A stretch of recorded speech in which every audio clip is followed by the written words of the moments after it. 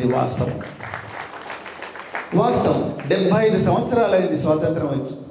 బాబాసాహెబ్ అంబేద్కర్ గారు రాజ్యాంగాన్ని 1950లో ఈ దేశానికి ఇచ్చిండ్రు. రాజ్యాంగంలో స్వేచ్ఛ, సమానత్వం, సమన్వయం, సౌభ్రాతృత్వం, జస్టిస్, లిబర్టీ, ఈక్వాలిటీ, ఫ్రెటర్నిటీ అనే ఒక మూల సిద్ధాంతాన్ని రాజ్యాంగ పీఠికలో పెట్టి ఈ దేశాన్ని ప్రపంచాన్ని వదిలిపెట్టిపోయాడు బాబాసాహెబ్. మరి ఎక్కడ మనకు రావడం లేదు. రాజ్యాంగం ఎంతమంది చదివినాం మనం?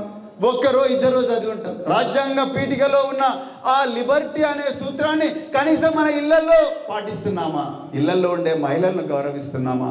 ఇళ్లలో ఉండే పిల్లలను గౌరవిస్తున్నామా?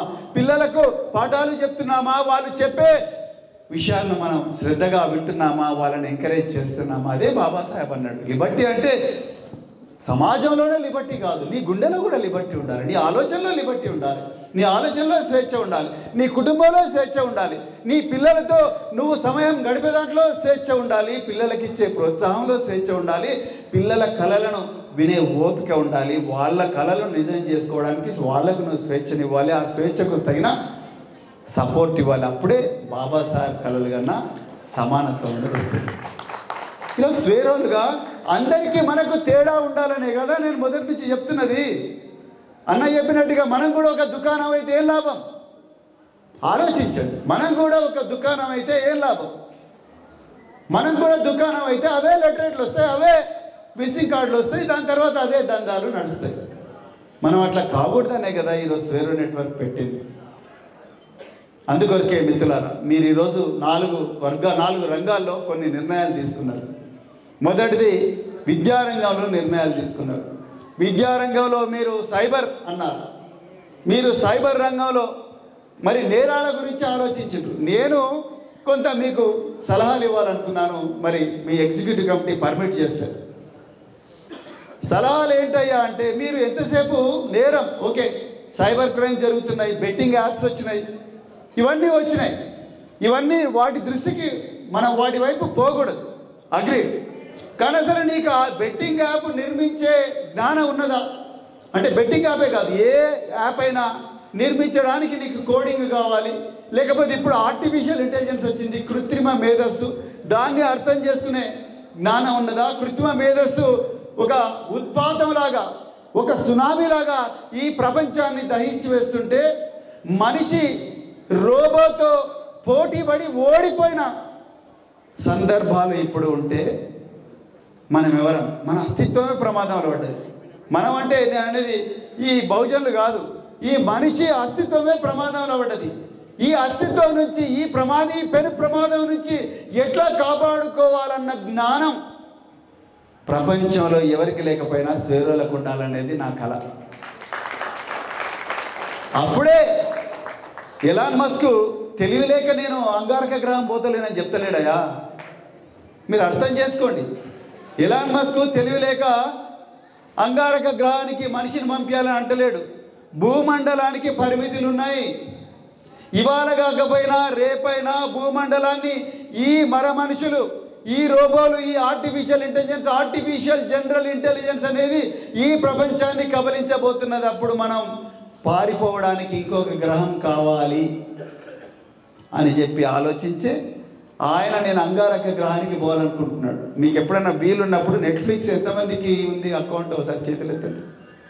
1 2 3 పర్వాలేదు, 700 రూపాయలే భయ్, ఎప్పుడైనా తీసుకోండి. నెలకి 700 రూపాయలు పర్వాలేదు. సో నెట్ఫ్లిక్స్లో ఇంటర్స్టెల్లార్ అని ఒక మూవీ ఉంటుంది. ఇంటర్స్టెల్లార్ అనే ఒక మూవీ ఉంటుంది, దయచేసి చూడండి. నేను 4 సార్లు చూసిన, అప్పటికి సగం అర్థం కాలే నాకు ఆ మూవీ. అంత ఇంట్రెస్టింగ్ మూవీ. సో మనిషి ఎప్పుడు కూడా భవిష్యత్తులో ఏం జరగబోతుందనే దాని మీద ఒక దృష్టి పెట్టుకోవాలి. మీరు అక్షరం అన్నారు. అక్షరంలో మీరు కేవలం బెట్టింగ్ యాప్స్, డేటింగ్ యాప్స్ గురించే మాట్లాడుతున్నారు, దాంట్లో ఉండే ఫ్రాడ్స్ గురించి మాట్లాడుతున్నారు. నా రిక్వెస్ట్ మీ అందరికీ ఏందయ్యా అంటే, అసలు ఈ కోడింగ్ అంటే ఏంటి, ఈ సాఫ్ట్వేర్ అంటే ఏంటి, ఈ ప్రోగ్రామింగ్ అంటే ఏంటి, ఈ పైథాన్ అంటే ఏంటి, ఈ ఆర్ అంటే ఏంటి, ఈ C++ అనే లాంగ్వేజ్ అంటే ఏంటి, అసలు ఈ వీటన్నిటికీ ఎక్కడి నుంచి జ్ఞానం వస్తుంది, దాన్ని నేను నా బిడ్డలకు ఏ విధంగా అందించాలి, నేనే విధంగా నేర్చుకోవాలి అన్న విషయాన్ని మీరు ఒక ఉద్యమంగా నిర్మిస్తేనే ఈ దేశంలో స్వేరోలు మానవ జాతిగా మనుగడ సాగిస్తారు. నేను మళ్ళీ చెప్తున్నా, లేకపోతే బానిసలవుతారు. దయచేసి గుర్తుపెట్టుకోండి, ఇది కష్టం కాదు. యూట్యూబ్లో రకరకాల లెసన్స్ ఉన్నాయి. ఇప్పుడు జ్ఞానం అనేది ప్రజాస్వామీకరించబడ్డది థ్యాంక్స్ టు టెక్నాలజీ. యూట్యూబ్లో రకరకాల యాప్లు ఉన్నాయి. ఆ యాప్ల్లో మీరు ఏదో ప్రాంక్స్, విరాట్ కోహ్లీ బ్యాటింగో, లేకపోతే బుమ్రా బౌలింగో, లేకపోతే ఇవే చూడడం కాదు, లేకపోతే ఇంకా రకరకాల వ్యవహారాలు చేయడం కాదు. యూట్యూబ్లో ఈ ఆన్లైన్ లెసన్స్ తీసుకోండి, డెఫినెట్గా మీరు చాలా సక్సెస్ఫుల్ అవుతారు మిత్రులారా. రెప్యూటెడ్ యాప్స్ పోండి, తప్పకుండా మీకు మంచి జ్ఞానం వస్తుంది. అందుకొరకు నా రిక్వెస్ట్, మీరు అక్షరంలో కోడింగ్ను లేకపోతే ఆన్లైన్లో దొరికే ఈ గొప్ప జ్ఞానాన్ని, ఈ ఆర్టిఫిషియల్ ఇంటెలిజెన్స్ ఎట్లా పనిచేస్తుంది, దాన్ని వాడుకొని నేను ఏ విధంగా ఎదగాలి, నా ఫ్యామిలీ ఏ విధంగా ఎదగాలన్న దాని మీద కూడా దయచేసి ఆలోచించండి. ఇది నేను చెప్పాలనుకున్నాను. ఇక రెండవది, మీరు ఆరోగ్యం గురించి మాట్లాడారు. ఆరోగ్యం అనగానే డ్రగ్స్ అన్నారు. ఎస్, డ్రగ్స్ జోలికి మనం పోకూడదు. ఎందుకంటే మనం స్వేరోయిజంలో ఉంది.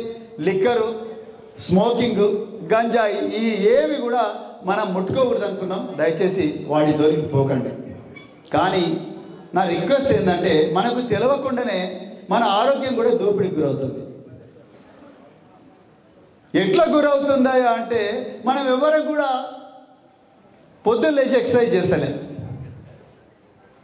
మనం పొద్దున్న లేస్తేనే సెల్ ఫోన్లో చూస్తున్నాం, మళ్ళీ రాత్రి పడుకునే ముందు కూడా సెల్ ఫోన్లో చూస్తున్నాం, మధ్యలో టైం దొరికినప్పుడు కూడా మళ్ళీ మొబైల్ ఫోన్లో చూస్తున్నాం తప్ప మన మూమెంట్ లేదు బాడీలో. అందుకొరకు దయచేసి రోజుకు కనీసం అంటే 30 నిమిషాలు ఏదో విధమైన శారీరక శ్రమ చేయండి. మీకు మోటార్ సైకిల్ ఉన్నా, లేకపోతే కారు ఉన్నా, ఏమున్నా కూడా తప్పకుండా మీరు చేయండి. అదేవిధంగా అప్పుడప్పుడు మనం ఏ విధంగా అయితే కలుస్తున్నామో, నెలకు ఒకసారి మీ కుటుంబాలతోని కలవండి. పప్పన్నవి తినండి. ఇలా మాకు దుబ్బ నాగేష్ పప్పన్న పెట్టాడు, చాలా మంచిగా అనిపించింది నాకు. మటన్ చికెన్ అవసరం లేదయ్యా, మీరు పప్పన్నవి తినండి, కానీ కుటుంబాలతో కలవండి. కుటుంబాలతో కలవండి. గొప్ప వ్యక్తుల సాన్నిహిత్యం కోరండి. మీకన్నా బాగా బతుకుతున్న వ్యక్తులను మీ ఇళ్లలో పేరెంటాలకు పిలవండి. నేను జ్ఞానఖడ్గధారణ ఎందుకు చెప్పినాయా? జ్ఞానఖడ్గధారణ ఏమని, ఇప్పుడు చిన్న పిల్లలు ఉన్నారు ఇక్కడ, లలిత వాళ్ళ పిల్లలు తీసుకొని వచ్చింది. జ్ఞానఖడ్గధారణ ఏమని చెప్పిన నేను? జ్ఞానఖడ్గధారణ అంటే అమ్మాయి లేక అబ్బాయి 12 సంవత్సరాల వయసు వచ్చిన వెంటనే వాళ్ళను ఈ విధంగా ఒక కుర్చీ మీద కూర్చోబెట్టి, వాళ్ళ కాళ్ళు కడిగి, వాళ్ళ చేతిలో జ్ఞానఖడ్గం పెట్టి, ఆ జ్ఞానఖడ్గంతో పాటు ఎన్ని బుక్కులు వీలైతే అన్ని బుక్కులు వాళ్ళ చేతిలో పెట్టి, పిల్లలు చదవగలిగే బుక్కులు పెట్టి, ఒక గొప్ప వక్త ఎవరైనా మీ ఏరియాలో ఉంటే ఆ ఏరియాలో ఉండే వక్తతోని ఒక ఉపన్యాసం ఇప్పించండి. దాన్నే మనం ప్రవచనం అంటాం, శర్మన్ అంటాం. ఇప్పించండి, వచ్చిన వాళ్ళందరూ వింటారు. తర్వాత ఆ బిడ్డకు ఒక మాట చెప్పండి, ఈ రోజు నుంచి జ్ఞానఖడ్గం నీ చేతిలో ఉంది. ఏ విధంగా అయితే బాబాసాహెబ్ అంబేద్కర్, మహాత్మా జ్యోతిరావు పూలే, మానశ్రీ కాంచీరామ్, ఛత్రపతి సాహు మహారాజ్, మాతా సావిత్రిబాయి పూలే, నారాయణ గురు, పెరియార్ రామస్వామి ఇలాంటి మహనీయులు ఎందరో, గౌతమ బుద్ధుడి దగ్గర నుంచి ఇంతమంది మహనీయులు ఈ అజ్ఞానపు చీకట్లను తమ జ్ఞాన ఖడ్గంతో చీల్చిండ్రో. బిడ్డ, ఈరోజు ఆ జ్ఞాన ఖడ్గం నీ చేతిలోకి వచ్చింది. ఈ రోజు నుంచి ప్రపంచానికి నువ్వే చక్రవర్తివి. జ్ఞాన ఖడ్గం నీ చేతిలో పెట్టినని చెప్పండి. నాకు తెలిసినంత వరకు 2021 జూలై 20వ తారీఖు నాడు ఊట్నూరులో, దంతాలపల్లిలో భూషణ గారి అమ్మాయి మానసకు మాత్రమే మేము చేయడం జరిగింది. మనస్వి ఆ అమ్మాయి పేరు. ఆ అమ్మాయి ఈరోజు టాపర్ అండి. ఆ అమ్మాయిని ఆ రోజు అందరు కూడా దీవించిన, ఆమె చేతిలో ఒక జ్ఞాన ఖడ్గం పెట్టి, ఆమె చేతిలో పుస్తకాలు పెట్టి, బిడ్డ ఈ జ్ఞాన ఖడ్గంతో మనస్వి నువ్వు ఈ ప్రపంచాన్ని ఏలాలంటే, ఈరోజు ఆ అమ్మాయికి అన్ని A+లే వచ్చినాయి. అర్థమైందా మీకు? అన్ని మార్కులు A+++, A+, వచ్చినాయి. నేను అడుక్కున్నా, అయ్యా మీరు చేయండి, మీరు చేయండి, మీరు చేయండి, ఎవ్వరు చేయలేదు. నేను ఎందుకు చెప్తున్నా అంటే, ఇక్కడే నైతికత వస్తుంది. నువ్వు చెప్పడం, ఇంతకుముందు కొల్లూరు సత్యన్ ఒక చక్కటి మాట చెప్పాడు. ఆయన ఏం చెప్పిండు?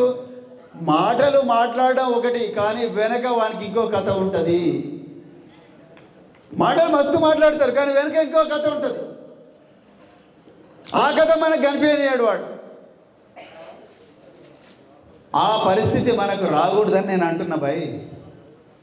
ఇప్పటికి కూడా చెప్తున్నా, మీరు ఆ 12 నుంచి 16 సంవత్సరాల వయసులో ఉండే బిడ్డల చేతిలో ఇది పెట్టి ఆ రోజు ఒక కొల్లూరు సత్తన్న తీసుకపోండి, కిరణ్ కుమార్ చింతకుంట ఉన్నాడు, అట్లా మస్తు మంది ప్రవచనాలు ఇచ్చే వాళ్ళు ఉన్నారు మన దగ్గర. ఆ ప్రవచనాలు ఇచ్చిన వాళ్ళు టీచర్లు ఆరకంటి మల్లయ్య ఉన్నాడు, ఆయన మ్యాథమెటిక్స్ జీనియస్, బాలప్రసాద్ ఆయన సాఫ్ట్వేర్ చెప్తాడు, ఎంతోమంది ఉన్నారు. రాని అట్లా వాళ్ళ స్లాట్లు బుక్ చేసుకోండి. ప్రవీణ్ మామిడాల బయోటెక్నాలజీ ప్రొఫెసర్, వాళ్ళందరి స్లాట్లు బుక్ చేసుకొని సార్ మేము ఇలా ఒక 5-6 మందికి జ్ఞానఖడ్గ ధారణ చేద్దాం అనుకుంటున్నాం, వాళ్ళకు మీరు వచ్చి దయచేసి కుటుంబాలకు ప్రవచనం ఇవ్వండి సార్ అని చెప్తే వాళ్ళు వచ్చి ప్రవచనం ఇస్తారు. అందుకొరకు ఆరోగ్యంలో దయచేసి 20 నుంచి 30 నిమిషాల మూమెంట్ బాడీలో కంపల్సరీ ఉండాలి. లిక్కర్ను దగ్గరికి రానియకండి. చాలామంది అనుకుంటారు ఫారిన్ లిక్కర్ అయితే సేఫ్, ఒక పెగ్గు తాగితే సరిపోతుంది, 2 పెగ్గులు తాగితే చలికాలం. మరి ప్రవీణ్ సారు సెల్ ఫోన్ అన్ని బంద్ చేయండి, ఎవడన్నా మళ్ళీ సెల్ ఫోన్ తీస్తాడు కదా అని చెప్పి ఎవరైనా రికార్డ్ చేస్తూనే ఉన్న భయంతో ఎక్కడో దూరం బాయిల దగ్గర పోయి చీకట్లో ఒక 2 బాటిల్ తాగి నార్మల్గా గుట్కా వేసుకోనో లేకపోతే లవంగాలు వేసుకోనో ఇలాచి చేసుకోనో అట్లాంటి ఆత్మవంచన చేయకండి. ఆల్కహాల్ ఒక్క డ్రాప్ అయినా 1 లీటర్ అయినా పాయిజన్. మీరు ప్రపంచంలో ఎక్కడ ఏ రీసెర్చ్ చేసినా తెలుస్తుంది. మీకు తెలుసా అసలు ఈ బలహీనమైన వర్గాలు, అణచివేయబడ్డ వర్గాలు ఎందుకు ఎప్పుడు తనులు తినుకుంటూనే ఉంటారు? మీరు ఎప్పుడు ఆలోచించరా? ఎప్పుడు తనులు తినుకుంటూ ఉంటారు. మీరు పోలీస్ స్టేషన్లో పోండియా, పోలీస్ స్టేషన్లో చూడండి, చెట్ల కింద వీళ్ళు ఉంటారు గజగజగజ అనుకుంటా. నేను సిర్పూర్లో మనం చూసిన పోలీస్ స్టేషన్ దగ్గర ఉంటారు, లేకపోతే లాకప్లలో ఉంటారు, లేకపోతే జైళ్ళలో ఉంటారు. నేను జైలుకు పోయినా చెల్లపల్లిలో. చెల్లపల్లితే మన కల్వకుర్తి నుంచి 5-6 మంది పిల్లలు ఉన్నారు. తర్వాత చూడబోయి మీ వాళ్ళు ఇంకా ఎవరెవరు ఉన్నారంటే సార్ వీళ్ళందరూ, నేను ఆయన అడిగిన సూపరింటెండెంట్ గారిని, ఇది చాలా మీటింగ్లో చెప్పిన నేను, అయ్యా వీళ్ళంతా ఏ వర్గాలకు చెందిన వాళ్ళు సార్? వీళ్ళందరూ 99% బహుజన వర్గాలకు చెందిన వాళ్ళే. చప్పట్లు కొట్టకండి, ఏడవాలి. జైళ్ళల్లో బహుజనులు ఉంటే చప్పట్లు కొట్టలేదు భయ్. న్యూయార్క్ స్టాక్ ఎక్స్చేంజ్లో, బాంబే స్టాక్ ఎక్స్చేంజ్లో, లేకపోతే ఢిల్లీలోనో ఉంటే చప్పట్లు కొట్టాలి, కానీ జైల్లో ఉంటే చప్పట్లు కొడితే ఎట్లా బ్రదర్? అంటే అలవాటు అయిన ప్రాణం. నేనేమంటున్నా అంటే వీళ్ళు తాగి నేను నల్గొండలో ఒక డాక్టర్ దగ్గర పోయిన తర్వాత ఏసీబీలో ట్రాప్ అయ్యాడు ఆయన.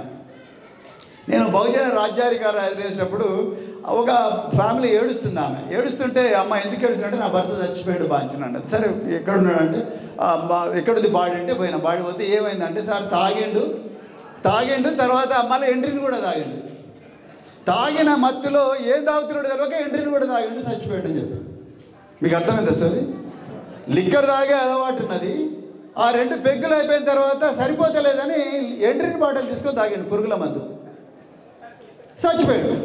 చచ్చిపోతే ఏడుస్తుంటే నేను ఇక ఆ బాధ చూడలేక నేను సూపరింటెండెంట్ దగ్గరికి పోయినా. ఆయన పేరు ఇక్కడ అవసరం లేదు, నాకు తెలుసా. సో ఆయన దగ్గరికి పోయి సార్ ఏంది సార్ వీళ్ళు తాగుడు ఇట్లుందంటే, సార్ పేద వర్గాలు ఈ బెల్ట్ షాపుల వల్ల, ఈ 90 ml బాటిళ్ళ వల్ల, ఈ 100 రూపాయలకు ఎంత 90 ml ఇప్పుడు 100 ఆ 100 రూపాయలకు వచ్చే 90 ml వల్ల, ఈ 100 రూపాయలకు వచ్చే 90 ml వల్ల మొత్తం కూడా హాస్పిటల్లోకి వస్తున్నారు అని చెప్పాను.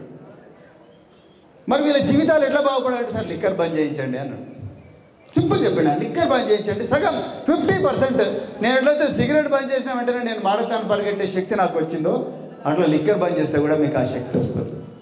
లేకపోతే ఏమవుతుందో చెప్తా. నువ్వు నీ బాడీ కొంతవరకే విస్టాండ్ చేస్తావు, because liquor is a poison.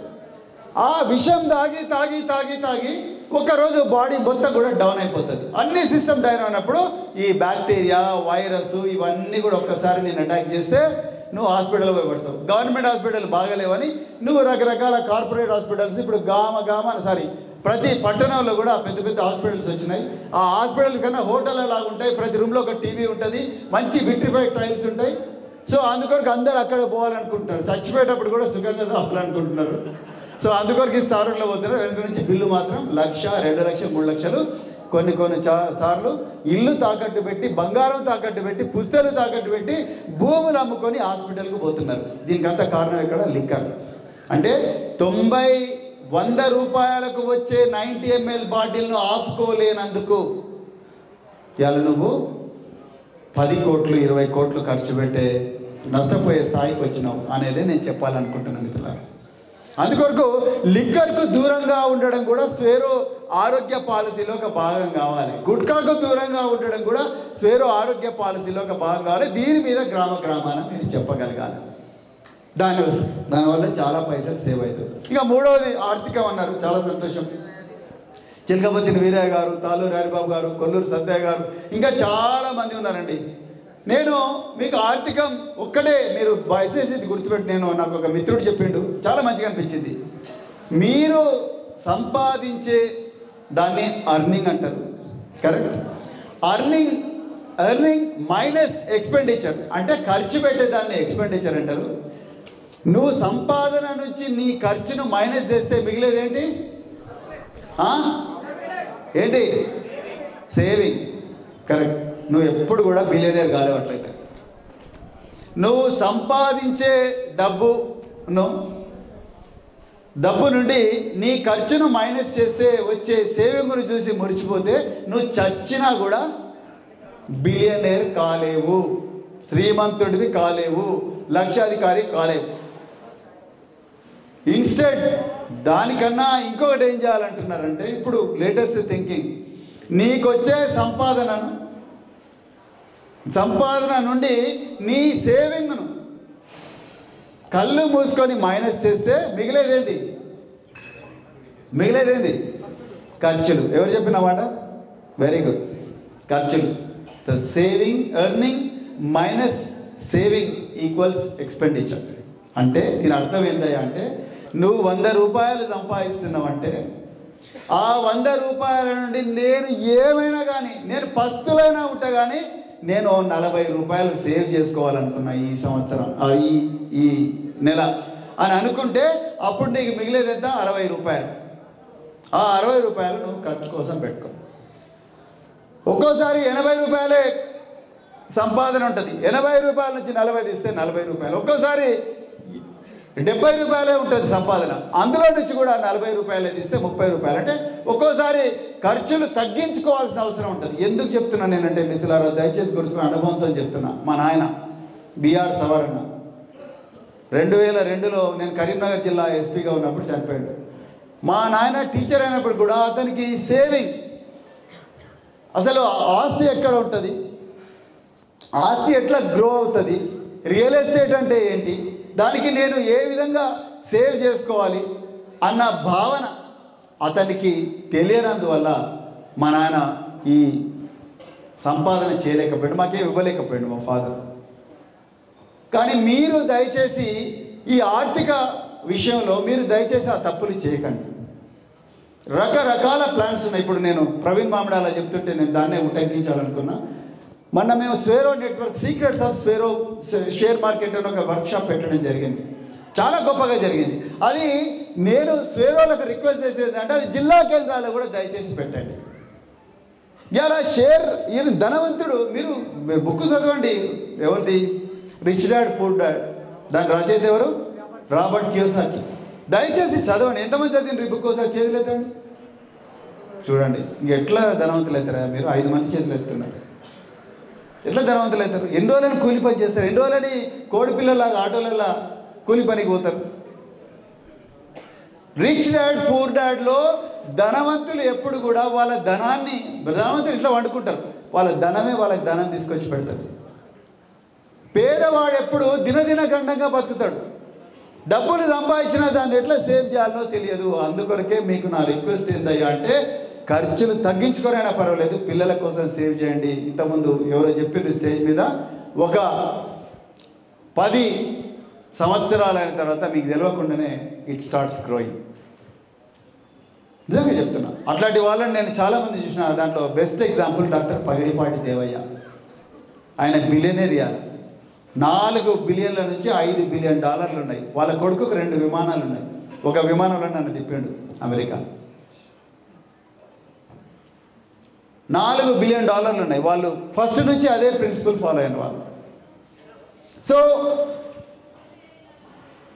Systemic investment plan అని ఉంటుంది. అంటే ప్రతి నెల నా బిడ్డల కోసం 500 రూపాయలు పక్కకు పెడతాను. అది చిట్ ఫండ్లో లేకండి దయచేసి. అవి ఒక్కోసారి వాళ్ళు బోర్డు తిప్పిన తర్వాత మీరు పోలీసుల దగ్గరికి వెళ్తే మన అంజి ఇక్కడే ఉన్నాడు, అంజి హెల్ప్ తీసుకోండి. ఇప్పుడు వాళ్ళందరూ ఆయన బాలస్వామి వడ్డేమా వీళ్ళందరికీ మంచి జ్ఞానం ఉంది ఈ విషయంలో. సో వీళ్ళు చిట్ ఫండ్లలో వీటిలలో పెడితే ఒకరోజు సడన్గా బోర్డు తిప్పుతారు. మీరు అదే share market, SEBI regulated share market, approved companies నుంచి షేర్లు కొనుక్కుంటే మీరు కంపెనీకి ఓనర్ అవుతారు. మీ దగ్గర కోటాను కోట్లు ఉండాల్సిన అవసరం లేదు. 500 రూపాయలన్నా కూడా మీ కంపెనీలో మీకు ఆ కంపెనీలో ఓనర్షిప్ వస్తుంది. ఈ విషయం ఎంతమంది తెలిసి చెప్పండి, చదివేతండి.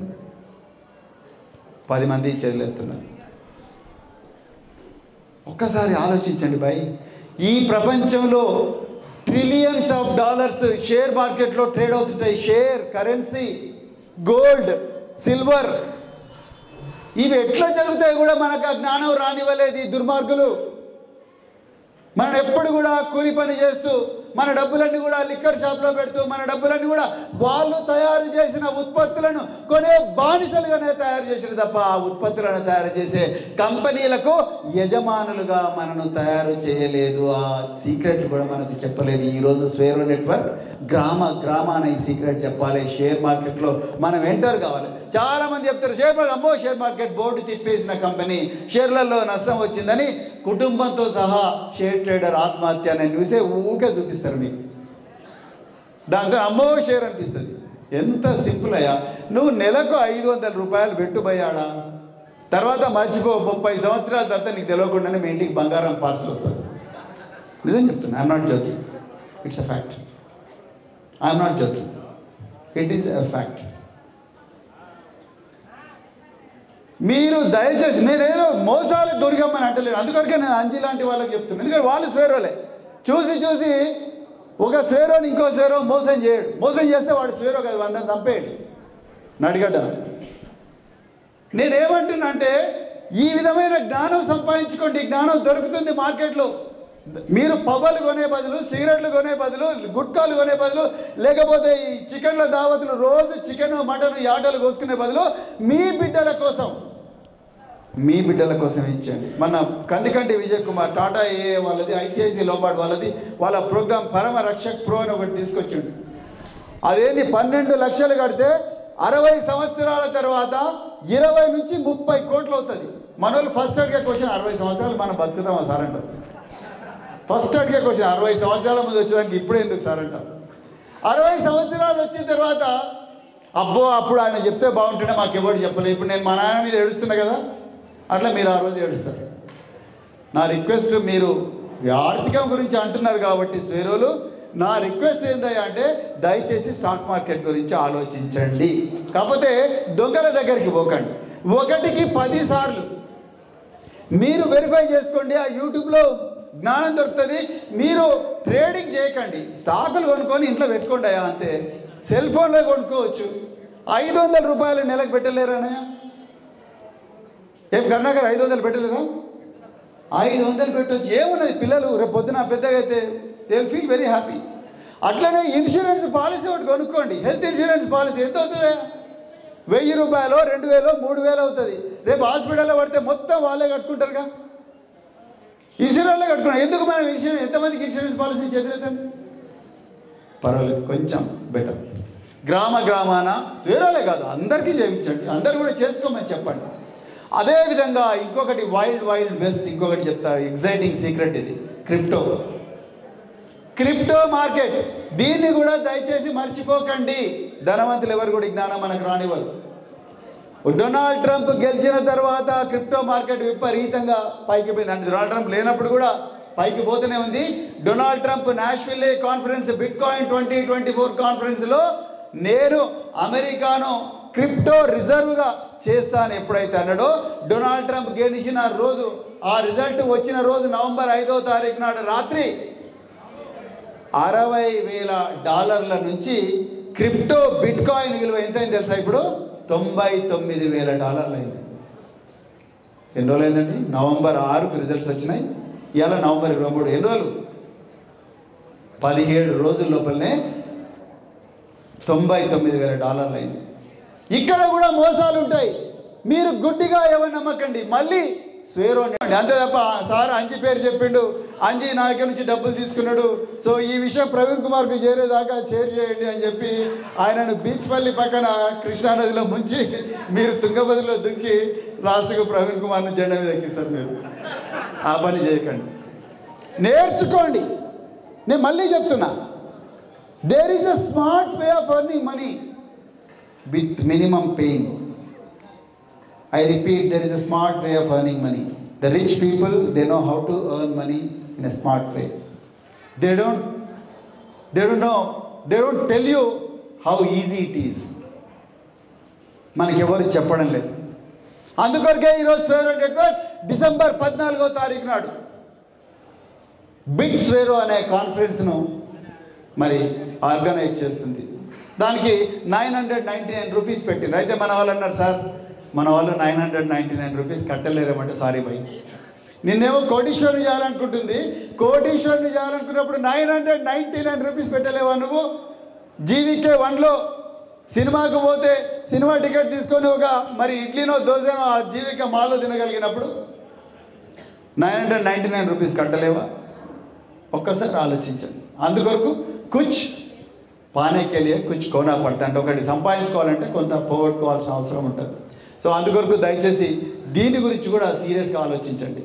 అదేవిధంగా మీ దాంట్లో కొంతమంది ఔత్సాహికులు ఆఫ్రికా దేశం పోవడానికి కూడా సిద్ధం కావాలి, ఆఫ్రికా ఖండం పోవడానికి కూడా సిద్ధం కావాలి. మీ దాంట్లో కొంతమంది ఆస్ట్రేలియా ఖండానికి పోవడానికి సిద్ధం కావాలి, కొంతమంది దక్షిణ అమెరికా పోవడానికి సిద్ధం కావాలి, కొంతమంది ఉత్తర అమెరికా పోవడానికి సిద్ధం కావాలి, కొంతమంది యూరోప్లో రకరకాల దేశాలకు పోవడానికి సిద్ధం కావాలి. అంతే తప్ప నేను మా ఊర్లోనే ఉంటా, మా అమ్మ చేసిన ఉగ్గానే తింటా, ఆ బజ్జీలే తింటా, రాత్రి కాగానే ఇంకే దోస్తులతోని మరి ఎంజాయ్ చేస్తా అంటే మాత్రం నువ్వు చచ్చినా ముందరికి పోలేవు. ఈ దేశంలో, ఈ ప్రపంచంలో అత్యంత ధనవంతులైన జాతులందరూ కూడా ఏదో ఒక రోజు వాళ్ళ దేశ సరిహద్దులు దాటిన వాళ్ళే. ఇది వాస్తవం, నిజం చెప్తున్నా. నేను మస్కట్ పోయినా, నేను దుబాయ్ పోయినా. మస్కట్ దుబాయ్లో కూర్చొని చూస్తే అక్కడ మొత్తం ఆ ఎకానమీ నడిపించేదంతా కూడా కేరళ వాళ్ళు, గుజరాత్ వాళ్ళు. నమ్ముతారా మీరు? ఎక్కడ గుజరాత్, ఎక్కడ మస్కట్, ఎక్కడ గుజరాత్, ఎక్కడ కేరళ, ఎక్కడ సౌదీ అరేబియా, ఎక్కడ కేరళ, ఎక్కడ దుబాయ్, మొత్తం అక్కడ ఎకానమీని నడిపించేదంతా కూడా వాళ్ళే. మీరెందుకు చేయలేరా? ఎప్పుడు ఇక్కడే నాకర్నే ఉండాలన్నా? ఎక్కడ బిజినపల్లి బస్ స్టాండ్లోనే కూర్చోవాలన్నా? ఇప్పుడు ఆలోచించండి. తప్పకుండా దేశ సరిహద్దులు దాటే ధైర్యాన్ని తెచ్చుకోవాలి. కష్టం ఉంటుంది, తప్పకుండా కష్టం ఉంటుంది, కానీ ఆ కష్టాన్ని తట్టుకొని నిలబడిగింది కాబట్టే ఇలా దేవయ్య బిలియనర్ అయింది. వాళ్ళ ఆయన చెప్పులు కొట్టుకుంటాడు. నేను వాళ్ళ ఇంటికి పోయినాయా, ఒకవైపు పసిఫిక్ మహాసముద్రం, ఇంకోవైపు అట్లాంటిక్ మహాసముద్రం. ఆ రెండు మహాసముద్రాల మధ్యలో 19 అంతస్తుల మీద పెంట్ హౌస్లో ఆయన ఇల్లు పెద్దగా ఉంటుంది. మీకు తెలుసా? తండ్రి చెప్పులు కొట్టుకునేవాడు. ఒక టీచర్, రామ్జీ మాస్టర్, ఆయన పేరు నాకు గుర్తులేదు, ఆ టీచర్ జనగావలో చిన్న హాస్టల్ పెట్టి పురుగులున్న అన్నం పెడితే ఆ అన్నం తిని బతికిన దేవయ్య ఇవాళ బిలియనర్ అయ్యిండు. వాళ్ళ కొడుకు $50 మిలియన్ అమెరికన్ డాలర్లను ఒక హాస్పిటల్కు దానం చేసిండు. ఆయన $50 మిలియన్, $50 బిలియన్ అండి, రూపాయలు కాదు. $50 మిలియన్, ఒక 5 మిలియన్లు అంటే ఎంత? 40 కోట్లు. 10 మిలియన్లు అంటే 80 కోట్లు. ఇంకా $50 మిలియన్ అంటే మీరు ఒకసారి ఆలోచించండి. అన్ని 100 కోట్ల రూపాయలను ఆయన ఒక హాస్పిటల్కి దానం చేసిండు. ఆయన ఒక చెప్పులు కొట్టుకునే కుటుంబంలో పుట్టిన వ్యక్తి యొక్క కొడుకు. మీ పిల్ల అట్లా కావాలని ఉందా లేదా? గట్టిగా చెప్పండి. అలసిపోయినరా? బంద్ చేయమంటారా? అలసిపోయినరా? నా మాట వినండి బ్రదర్స్, నిజంగా చెప్తున్నా. కాలం విలువైనది. Time is finite. కాలానికి అంతం ఉంది, అంటే జీవితానికి అంతం ఉంది, కానీ మనిషి మేధస్సుకు అంతం లేదు, ఆలోచనకు అంతం లేదు, జీవితానికి అంతం ఉంది. అందుకొరకే ఉన్న కాలాన్ని సరిగ్గా సద్వినియోగం చేసుకుంటేనే మీరు గొప్ప లీడర్లు అవుతారు, గొప్ప కోటీశ్వరులు అవుతారు, గొప్ప వ్యక్తులు అవుతారు. మీ కుటుంబాలు కూడా గొప్ప పరిస్థితికి వస్తాయి. ఇక టైం అవుతుంది, డిన్నర్ టైం అవుతుంది, ఇక ఈ సోది ఇన్ని సచ్చినాము, ఇక పోదాంపా అని అనుకుంటే పోతారు. అంటే ఇక మళ్ళీ రారు వాపస్. నిజం. అందుకొరకు దయచేసి దీని గురించి ఆలోచించండి. గ్రామాన స్వేరో నెట్వర్క్గా మీరు ఈ కొత్త భవనాల గురించి చెప్పండి. మళ్ళీ రిపీట్ చేస్తున్నా, ఈ కొత్త ఏవైతే డెవలప్మెంట్స్ ఉన్నాయో ఆర్థిక రంగంలో వీటి గురించి చెప్పండి. ఇక చివరిగా మరి సాంస్కృతిక రంగం గురించి మాట్లాడింది జగన్. నేను నా కళ్ళతో చూసిన ఈ బాలాపూర్ జగన్ గత 7 సంవత్సరాల నుంచి ఉదయం 4 గంటలకే నిద్రలేచి దాదాపు 30 మంది పిల్లలను ప్రతిరోజు కూడా ఆదివారంతో సహా ప్రతిరోజు కూడా వాళ్ళను గ్రౌండ్కి తీసుకుపోయి మళ్ళీ తీసుకొచ్చి వాళ్ళందరికీ ట్యూషన్లు చెప్పి తర్వాత మళ్ళీ సాయంత్రం వాళ్ళందరికీ ట్యూషన్ చెప్పి గొప్ప సైంటిస్టులకు పరిచయం చేసిండు జగన్. అది గొప్ప విషయం. పక్కనే డిఫెన్స్ ఆర్గనైజేషన్స్ ఎన్నో ఉంటాయి, డిఆర్డిఏ, తర్వాత ఇంకా రకరకాల మిదాని, దాని తర్వాత ఆర్సిఐ, ఇలాంటి గొప్ప ఆర్గనైజేషన్స్ ఉండే సైంటిస్టులందరూ వచ్చి ఆ చిన్న పిల్లలకు వాళ్ళ స్టోరీలు చెప్తుంటే ఆ పిల్లలు కూడా మేము కూడా పెద్దగైన తర్వాత శాస్త్రవేత్తలు కావాలని కలలు కంటున్నారు.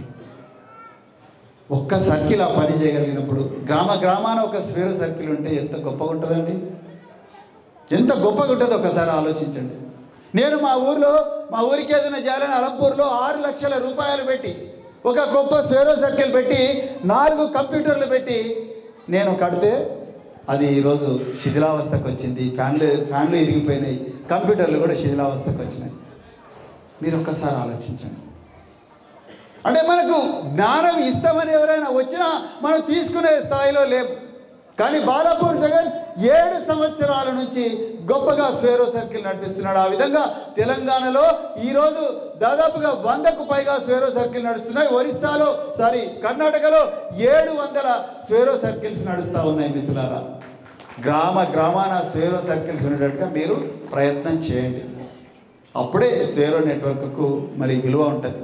ఊకే మనం జెండాలు పట్టుకొని జై స్వేరో జై భీమ్ అని బాబాసాహెబ్ విగ్రహానికి దండాలు వేసినంత మాత్రమే మన జీవితాలు మారవు. రేపు అధికారంలోకి వచ్చినా మన జీవితాలు మారవు. నేను అది కూడా చెప్తున్నా, నేను యూపీ నుంచి వచ్చినా కాబట్టి చెప్తున్నా.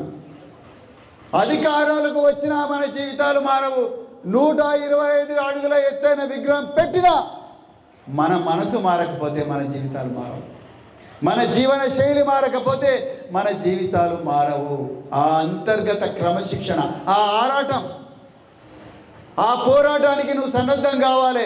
ఎంత ఉపద్రవం వచ్చినా నేను మారుతానా, నా కుటుంబం మారుతుంది, రేపు నా వర్గాన్ని కూడా నేను మారుస్తానని నీకు మనసులో కఠోరమైన నిర్ణయం తీసుకొని నీ ప్రవర్తనను మార్చుకోకపోతే మనం ఎన్ని నినాదాలు ఇచ్చినా కూడా వేస్ట్. నినాదం వెనుక నీకు ఒక ప్రణాళిక ఉండాలి.